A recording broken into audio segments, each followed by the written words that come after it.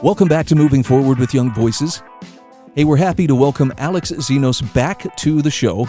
Alex is an attorney as well as a Young Voices contributor. And Alex, I'd like you, for the sake of people meeting you for the first time, fill in a few blanks for us and tell us a little bit about who you are and what you do. Yeah, sure. Well, first, thanks for having me. So my other hat besides writing is being a lawyer, but I'm definitely not your typical lawyer. I currently serve as counsel for a nonprofit, nonpartisan whistleblower organization that works with and represents insiders who report misconduct. So it involves a lot of FOIA work and nitty-gritty legal work, but also a lot of messaging. But I really see my career as one dedicated to both public service and the cause of liberty. And so a lot of my work falls outside of what you would see from a traditional lawyer as a traditional law firm. And I see my writing, especially that with Young Voices, as part of that. Well, I'm looking at an excellent article that you wrote for Real Clear Politics about the Electoral College. And I guess being an election year, and particularly a contentious election year, I'm hearing some grumbling about the Electoral College. And you point out that there are some people actually saying that the Electoral College is just a relic of slavery. Why would they say something like that? Yeah, well, just to introduce the context of the topic, the Electoral College really became much more of a prominent topic of discussion and a target of the left after the 2000 election, where for the first time in a very, very long time, the loser of the popular vote nonetheless won the election. And, obviously that was a controversial election, which came down to Florida. It was insanely close, and it got thrown to the Supreme Court. Anyway, the intricate details of neither here nor there is the fact that the Democrat lost while still won the popular vote that led to this focus being put on Electoral College. And so the first line of attack has been very simply, it's anti-democratic because it doesn't follow the overall popular vote of the entire nation. But the second line of attack, which you alluded to, is that, well, really, this is really just a racist message of slavery, and that it was created to protect slavery. And so those two go hand in hand. We have this anti-democratic message of slavery, so let's get rid of it. Now, actually, after Obama comfortably won in 08 and 12, a lot of attacks kind of died down a little bit. And you also saw some corners of the left where they felt more comfortable because of this blue wall they were supposed to have. But then after 2016, Trump won while losing the popular vote again. But this time, living in our new brave new woke world, the attacks have gone on steroids. So let's delve into the history of the Electoral College. I know it's not well understood, and people, well, why wouldn't we go with the popular vote? Obviously, the founders had something in mind when they differentiated between the way that members of the House of Representatives would be elected, the way that senators would be elected, and the way that the president would be elected. Right. So the Electoral College was the result of a compromise at the Constitutional Convention in 1787 based on the need to ensure the states had a say in choosing their president. That is true with or without slavery. And I do agree with scholars like Akil Amar, who argue that slavery was a major dividing point between the states. But where people go wrong is in making the massive leap that the only reason the college was created was to protect slavery, and that is just wrong. There was never going to be enough support for a direct popular election. Even for a while after the Constitution was ratified, the states themselves didn't even hold a direct popular election for president.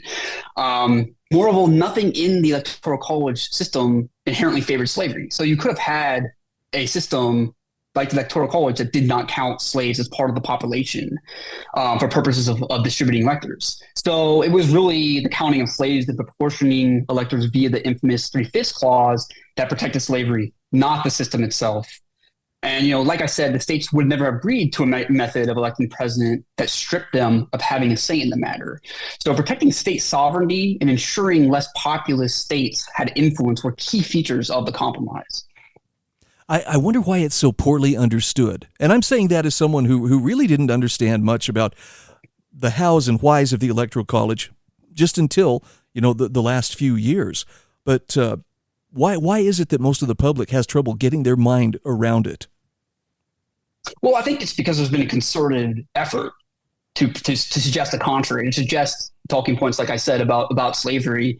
And it's easy to do once you start conflating that, well, slavery was an issue and it was dividing point between the states. We can just conflate it all, right? Because even like I said, even people like Akil Amar and these other scholars they're even conflating them. They even almost admit that they're conflating it by saying, "Oh, well, this is a major dividing point between the states." But they're not. Then they make this giant leap forward that, well, that's the primary cause, Electoral College. But it's really just politics. Yeah. Yeah, and I think one of the analogies that a friend used to help me get this was, he said, well, do you ever watch the World Series? And I'm like, well, yeah. And he says, so why doesn't the team who scores the most home runs or the most runs, why don't they win the World Series? And it's like, well, they have to win the majority of the games. And he says, exactly. In other words, the number of points scored doesn't matter as much as the number of games won.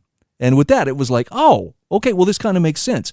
Now, using this, to point out, populous states would dominate everything, in the country if it was strictly done on the popular vote alone. So to me, that seems like a very far-sighted approach that the founders took. Although, as you point out in your article, it wasn't exactly a slam dunk. It wasn't like they all just nodded their heads in agreement. They had to kind of suss it out. Mm-hmm. Right. So moving to the merits in this democracy critique that you hear. For me, the strengths of Electoral College are really the geographic and state representation and respect for state sovereignty. But there are additional benefits too. So number one, in a national election in a country as large and diverse as ours, representation based on geographic segments of the population is going to be far superior to the mob rule of a purely popular vote. We are not a monolithic society. Life and perspectives vary based on location. This is especially true when you consider the differences between state governments, which attract different types of people. California and Florida are not the same. And, double clicking on this type of representation, we see a further benefit. America is an enormous nation, and a system based solely on a popular vote would allow densely populated cities and states to dominate, like you were alluding to. And so this dynamic, I think, is particularly problematic when one considers that urban populations often want to oppose their culture and policy preferences on others, whereas rural populations generally want to be left alone. And, we can see this in how our politics run about. Just think about how Democrats are constantly trying to center things in Washington. They want everything to be regulated by the feds. But I think regardless of this left versus right paradigm, it's simply going to be better to give different geographic elements of the nation and the states a voice on national matters to somewhat lessen the ability of the majority to steamroll political minorities. Right. And actually a good example of this would be some of the fervor that we're seeing right now over the topic of abortion since the overturn of Roe v. Wade a couple of years ago. All it did was return that decision to the states, but there are people who are like, no, we need one size fits all, and it has to come from the federal level. But even, for instance, Trump and Vance on the Republican side have said if they were presented with a nationwide or a federal ban on abortion, it wouldn't be right. It needs to be up to the states. Right. And I think a lot of this is instigated by hostility towards the federal system to begin with. I mean, if it was up to the left, there would be no states, right? So it really goes against our entire system to get rid of the Electoral College. The states are separate sovereigns. We want people to decide based on those federal principles. And like we said, even the Electoral College even affects how our presidential campaigns work out. And also addressing the democracy point, American government was never meant to be just a democracy. It's just meant to be a component of our constitutional republic. I think that may be the most powerful line in the whole article, and I'm so glad you said it. Some people's heads will explode. What? America was never meant to be a democracy, but you point out the protection of liberty and the rights of the individuals actually are more important than the ability of the majority to impose their will. And, I wish more people understood that. Right, absolutely. And this is kind of overplayed on the right about between the left and right about, we're not a democracy, we're a republic. And all that's really meant by is that the core component of American government is not democracy. That's all somebody like me is trying to say. It's not saying that democracy is not important.